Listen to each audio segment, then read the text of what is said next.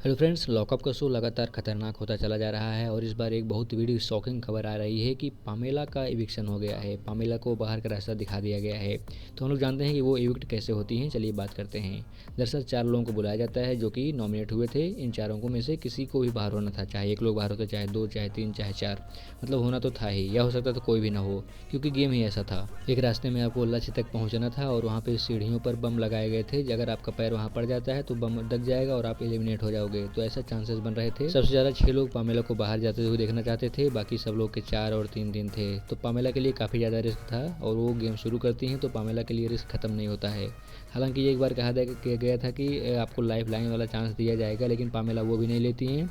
और 1-2 कदम बढ़ाने के बाद उनको, तीसरे कदम बढ़ाने के बाद चौथे कदम में उनको रिस्क हो जाता है और उसके बाद उनको उनके सामने बम लग जाता है और वो बाहर हो जाती हैं। क्योंकि 6 लोग चाहते थे कि वो आउट हों, इसलिए ज़्यादा बम लगाए गए थे उनके उस यात्रा में और इसलिए वो जल्दी ही बाहर हो जाती हैं। सबसे पहले पामेला ही बाहर होती हैं। तो फिलहाल के लिए पामेला बाहर हो जाती हैं। वो एक छोटा सा इमोशनल स्पीच देती हैं और उसके बाद वहाँ से चली जाती हैं। तो फिलहाल के लिए ये थी बात कि कैसे पामेला शो से इविक्ट होती हैं। तो हमने बता दिया कि ऐसे उन्होंने, उनकी यात्रा थी, उन्होंने ऐसे अपना काम किया और इसी प्रकार से वो इविक्ट हो जाती हैं। क्योंकि सभी घर वाले, सभी ज्यूरी वाले पामेला को ज़्यादा वोट दिए थे बाहर जाने के लिए, इसीलिए पामेला जल्दी वापस चली जाती हैं। तो ये थी प्रक्रिया पामेला के वापस जाने की। तो आप लोग भी देखते रहिए यह शो और बताइए कि आपका फेवरेट कंटेस्टेंट कौन है और आप किसको जीतते हुए देखना चाहते हैं।